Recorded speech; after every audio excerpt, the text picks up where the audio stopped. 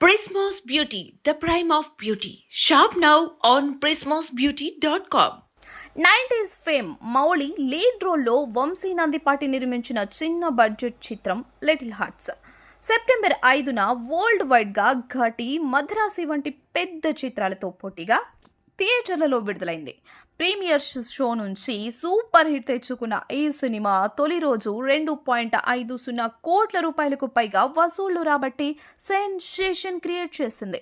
ముఖ్యంగా AB centres ఈ cinema Housefull షోస్తో run అవుతోంది.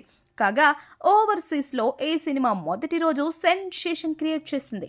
ఎంతలా అంటే ఏకంగా power star Pawan Kalyan cinema మొదటి రోజు కలెక్షన్స్ని కూడా దాటేసే అంత. అవును, పవర్ స్టార్ పవన్ కళ్యాణ్ నటించిన రీసెంట్ రిలీజ్ హరిహర వీరమల్లు ఓవర్సీస్లో మొదటి రోజు $114K రాబట్టింది.